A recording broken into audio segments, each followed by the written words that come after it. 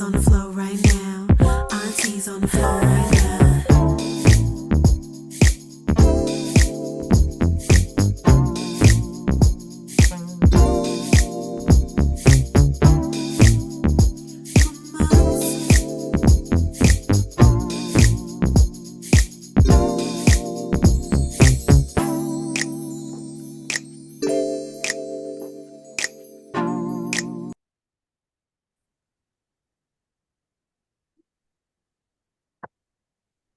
All right, welcome. We Elevate Youth Channel.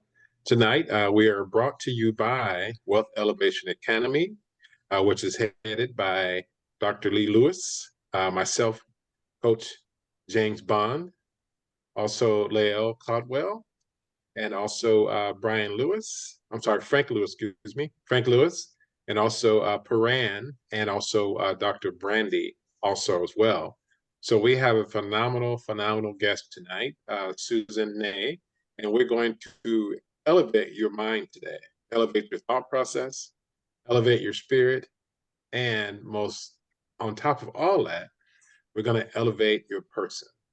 We all deserve to win, and we all have a right to win. So tonight we're going to have a conversation, and she's going to give us information on different things. Main thing is that how she has already won and how she's winning daily. So we thank you so much for being on tonight, Susan, and we appreciate your time, because time is actually the most valuable commodity that we have. We've been told and we think that it's money, and it is not money. It is time. We can make more money, but we can't make more time. So thank you so much. And we're going to start tonight. And Lael, if you could start with the questions, and then we'll go from there. Again, welcome, guys and ladies. James Bond. Did you know his name was James Bond, Susan? Can you believe his name is James Bond? Really, for a minute there, I was just going to ask if you'd like his martinis shaken, not stirred. Yeah. Confident Well, that's filling up the first time somebody's asked you. Yeah. And James always says something to kind of provoke me a little bit. So I wrote it down. He says, we all have a right to win. And what I like about that, Susan, is I want to be transparent. I come from a pretty wealthy family. Marrying into my husband, his family was pretty wealthy, and my parents were fairly wealthy. Yet I married an artist. And so I felt, even though I was in real estate development and made quite a bit of money, married to an artist, I did not feel that Ben and I could attain the kind of wealth that I had earned in my single life. And so I just remember feeling very intimidated coming to see Susan, because what is it now? You have to have $2 million of liquid assets, Susan. What do you have to do to be part of your bank? You know, it doesn't really make financial sense for less than that. See, there you go. You can say it, Susan. You can say it. Oh, and yeah, you can say it. And so walking in there with the beautiful Oriental rugs and all the people dressed up so well, I felt like I didn't belong. And in the beginning, it was kind of hard for me to go to meetings because I didn't feel like I deserved wealth. I felt like my earnings that had been a while back would never be the same kind of thing. And I remember just feeling like this is parental wealth and it's not my wealth.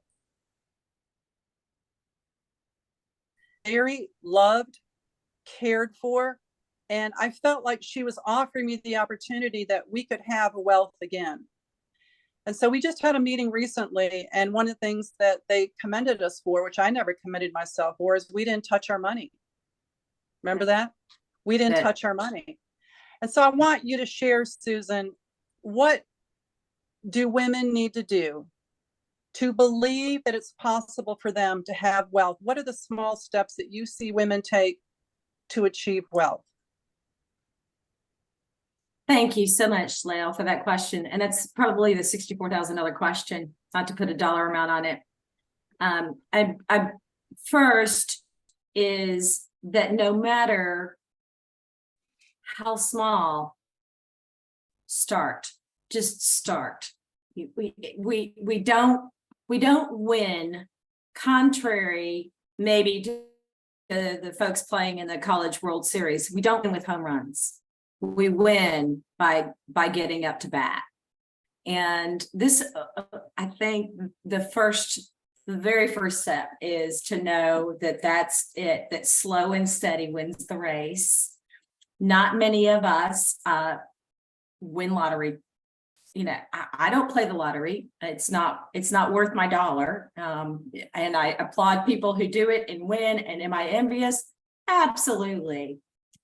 Because I think the first thing that's really important, and this really comes from me personally, is because I was not born into a wealthy family. I was a very my mother did not have to work outside of the home, but we had 5 children in the house. I was 4 out of 5, and we ate a lot of casseroles and a lot of beans and rice, and made do. What I think, though, is so important, and what I am grateful for, what was lacking in perhaps the financial wealth, was there was a wealth of love and support and confidence to do anything that I wanted to do. It was not limiting. So oftentimes any lack of success for myself was really self-limiting. So that's really square one, is just start. Susan, when you say no matter how small, start, could you be more specific with us in giving women especially advice where perhaps they think there isn't anything extra to start with? Could you give us a little bit of input about how to start when you're worried that there's not going to be enough at the end of the month? Right. And this is where I have to really kind of back up a minute and say, really, one of the most important things is also knowing what you have and knowing what you're spending. So I'm going to mention the B word, budget.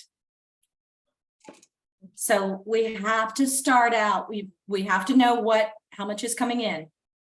We have to know how much is coming out. And that sounds very basic, and it's something that I think we forget to do.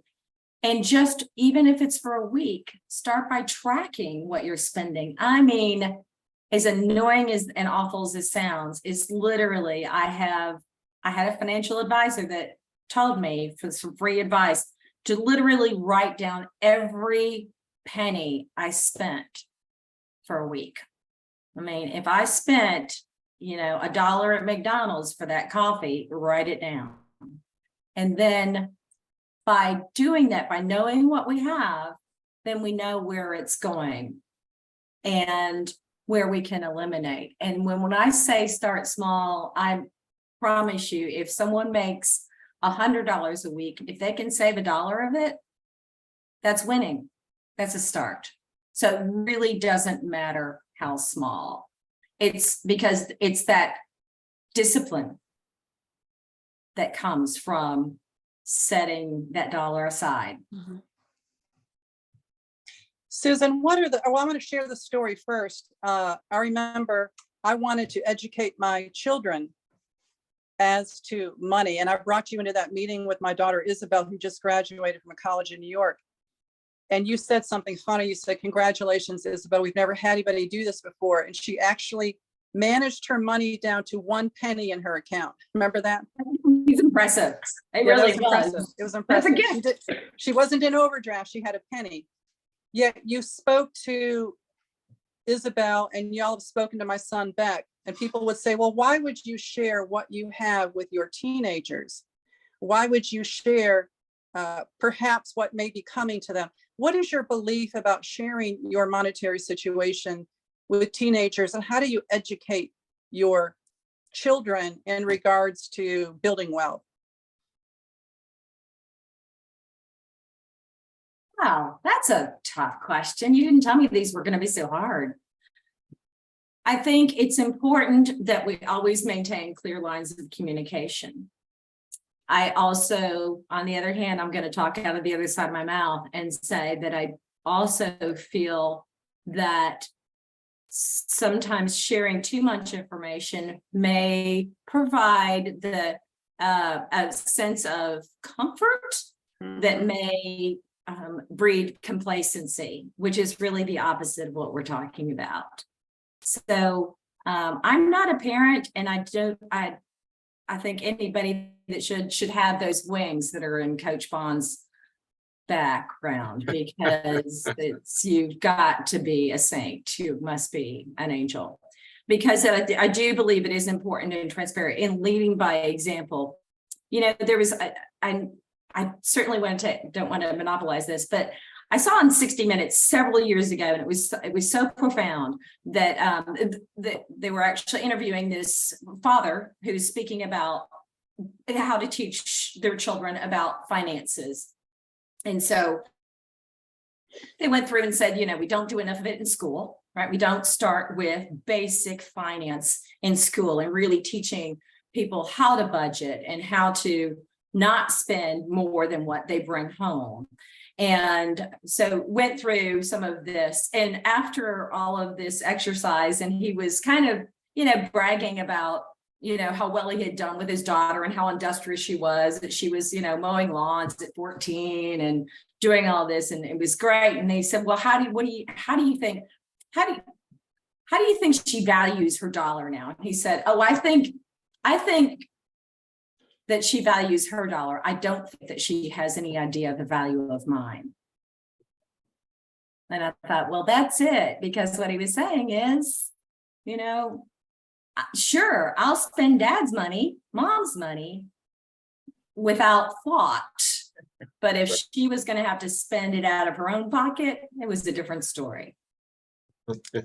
Yeah, that's really true. I was listening to Shaq lately, and he said that his kids were saying, well, Dad, we're wealthy. He said, no. I'm wealthy. You're not wealthy. And it's funny you talk about that transparency, because I remember we had that meeting with one of my children. And then Ben and I went out and bought a little Mercedes convertible. And my daughter said to me, well, why wouldn't you just pay off my college instead of buying that car? And I'm like, wow, I've definitely overshared, because she saw an opportunity for her to have something easier where I was wanting her to work. My kids have been working since the age of 15. Mm-hmm. Susan, if you have a story of someone who, let's say a single parent, we have a lot of probably single parents that are listening to this, single women. Sure. Do you have any stories of a woman who was trying to build wealth and suddenly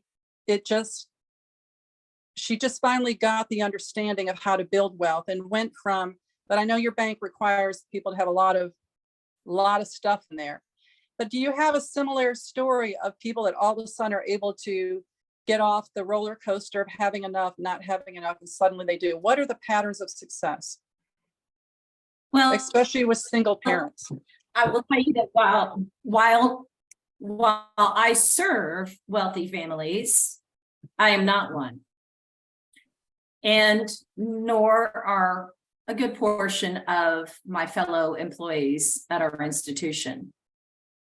And I can only speak for myself personally, and that is that I was somebody who worked my way and paid my way through college, and enjoyed a fairly successful, for the time. I thought that when I became the store manager of a Gap at 19, and I was making $12,000 a year, that I'd hit the lottery. And I got myself in some pretty significant credit card debt, which, if anybody's had to dig their way out of it, let me tell you, it is not pretty, and it's not fun, and it takes forever. And so I have been that person that was spending far more than what I was bringing in. And so I had to learn the hard way. And I am, again, to Coach Shanks's point, is I am not wealthy by today's standards. I am comfortable, and I always want to achieve more. But most importantly is that learning from those past mistakes means that, other than my mortgage on my house, no debt. No debt. If I can't afford to pay for it, I don't need it. So I think that I don't know that I ever learn by my successes. I usually learn from my mistakes. it has to create a certain amount of pain, I think, for growth. Now, James has a story of where he had quite a bit of financial security and then he lost millions and millions of dollars to a partner. When you see that happening and you're trusting in your bank, those that recover quickly, what are they doing then compared to those that kind of wallow in it and they stay in that loss? What do you do when you have some success and then you lose it? What is a commonality with those people that are able to rebuild pretty fast? What are they doing? They're not